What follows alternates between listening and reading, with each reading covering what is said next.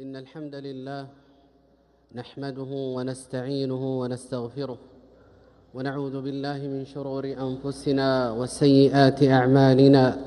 من يهده الله فلا مضل له ومن يضلل فلا هادي له، وأشهد أن لا إله إلا الله وحده لا شريك له، وأشهد أن نبينا محمدًا عبده ورسوله.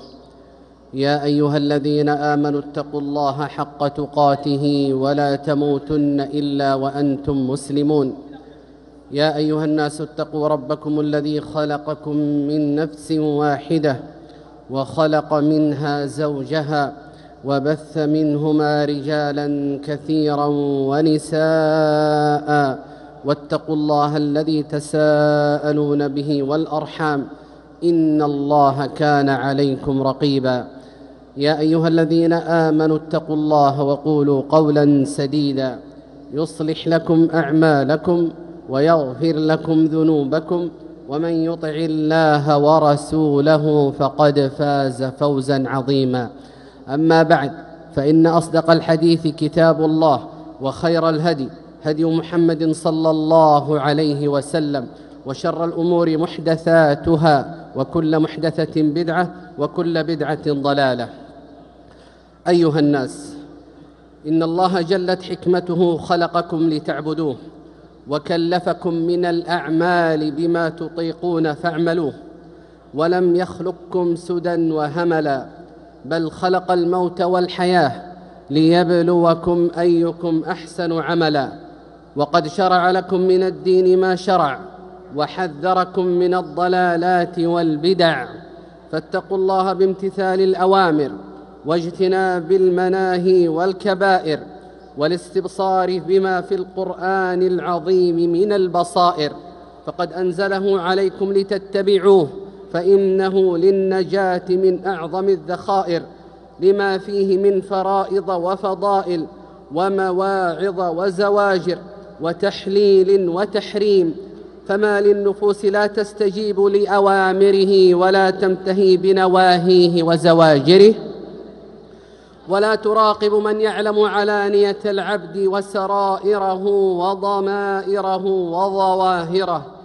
قد ضربت عليها الغفلة برواقها، وصدفتها شهوات النفوس عن مراقبة خلافها، فاستحلت مذاق باطلها، وجهلت مرارة الجزاء في أجلها، فأصرت على معاصيها، ولم تخف يوم يؤخذ بأقدامها ونواصيها، يوم يضاعف العذاب على من ترك الصلاة وضيعها، وتهاون بأمر الزكاة ومنعها، وانتهك حرمة شهر الصيام بإفطاره، وأخر فريضة الحج مع استطاعته وعدم إعذاره، يوم يسقى شارب الخمر من ردغة الخبال، ويتجرع من عصارة أهل النار ما به الويل والوبال، ويرسل شواظ النار على الزناة والفجار،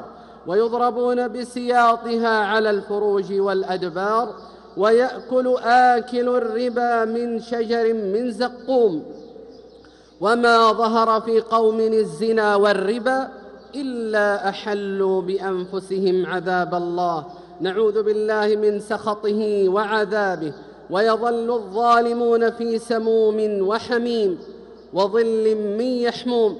ألا وإن من اشتغل بنفسه تفرغ عمن سواه، ومن نظر إلى تقصيره عمي عن غيره وما كسبت يداه. وقيدوا رحمكم الله ألسنتكم عن الوقيعة في الأعراض، فإن الله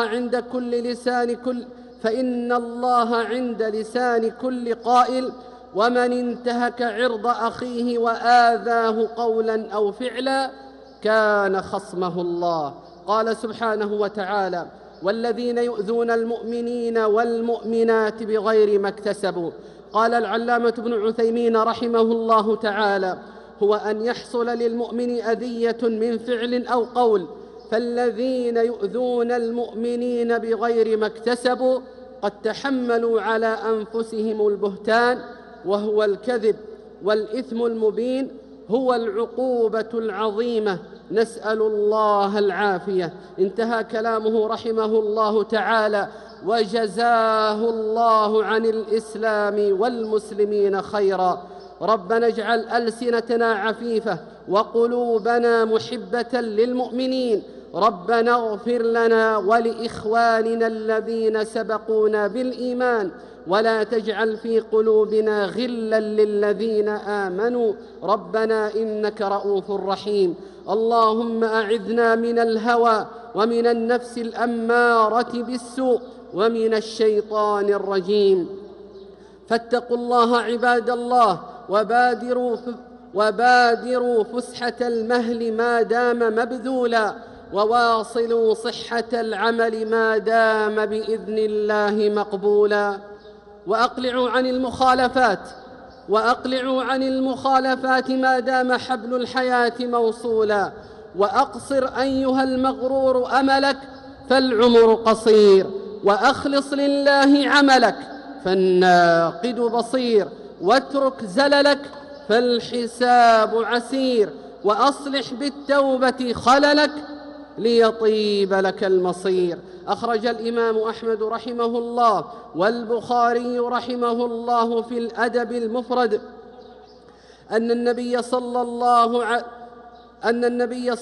أخرج الإمام أحمد رحمه الله والبخاري رحمه الله في الأدب المفرد والبيهقي بسند جيد عن عبد الله بن عمرو رضي الله عنهما أن النبي صلى الله عليه وسلم قال: ارحموا ترحموا، واغفروا يغفر لكم، ويل لأقماع القول،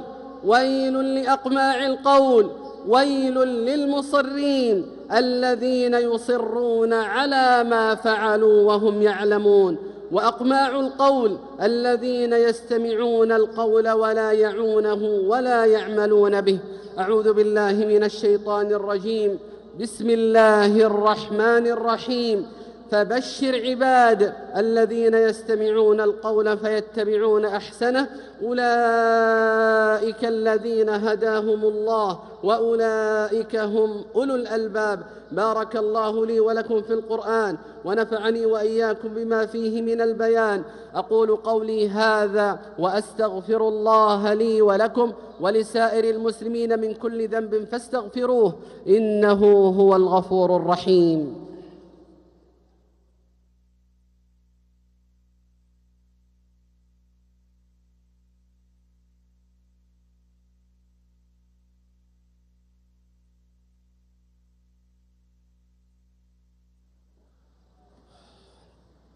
الحمد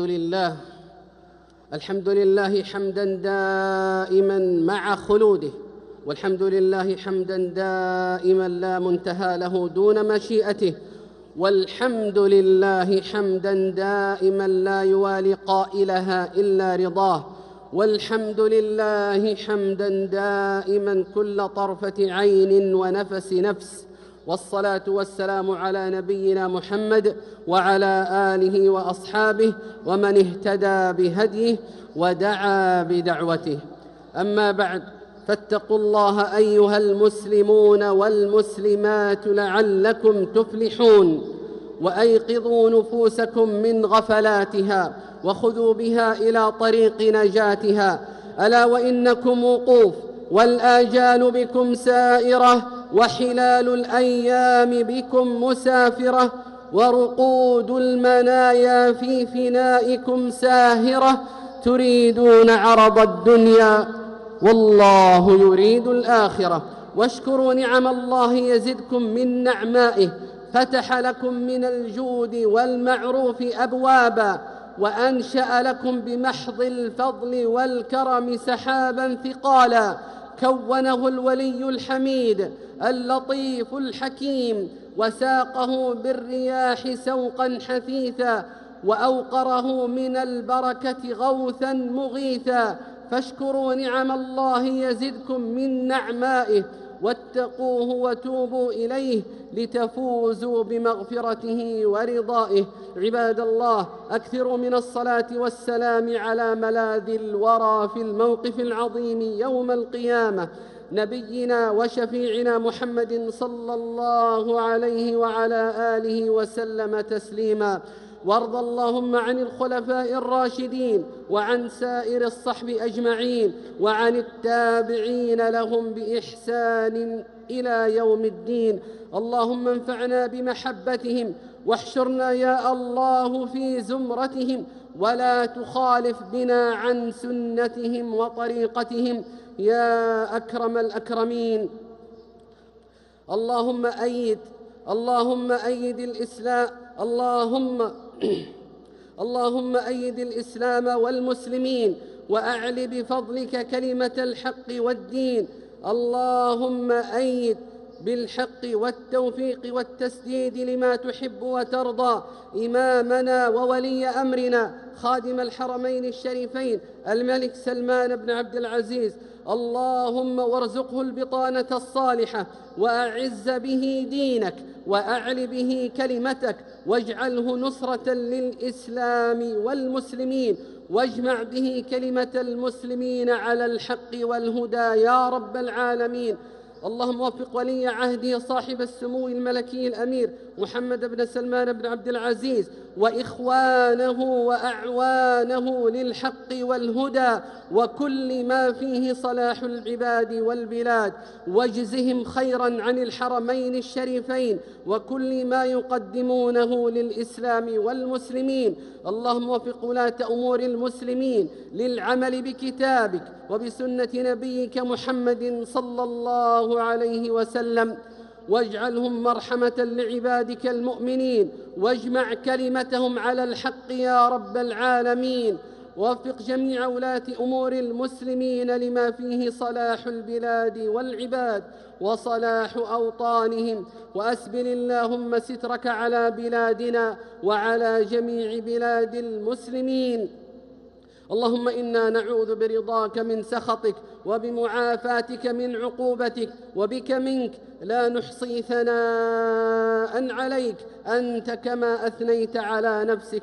اللهم لا تعاقبنا بسيئات أعمالنا، ولا تؤاخذنا بما فعل السفهاء منا، واكفنا كل أمر يهمنا، وكلنا مؤيدا ونصيرا. اللهم إنا نسألك فرحة تغمر قلوبنا بتحرير القدس من أيدي الصهاينة الغاصبين.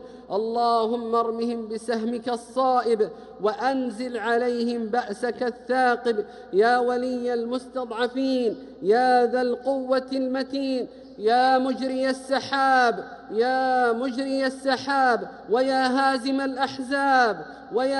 الأحزاب أنزل على المعتدين أشد العذاب، واجعلهم عبرة لأولي الألباب. اللهم وفرحة بانتصار المسلمين على أعدائهم الظالمين. اللهم إنا نستغفرك إنك كنت غفارا، اللهم إنا نستغفرك إنك كنت غفارا، فأرسل السماء علينا مدرارا. اللهم أغثنا، اللهم أغثنا، اللهم أغثنا. اللهم إنا خلق من خلقك فلا تمنع عنا بذنوبنا فضلك. ربنا تقبل منا إنك أنت السميع العليم، وتب علينا إنك أنت التواب الرحيم. سبحان ربك رب العزة عما يصفون، وسلام على المرسلين، والحمد لله رب العالمين.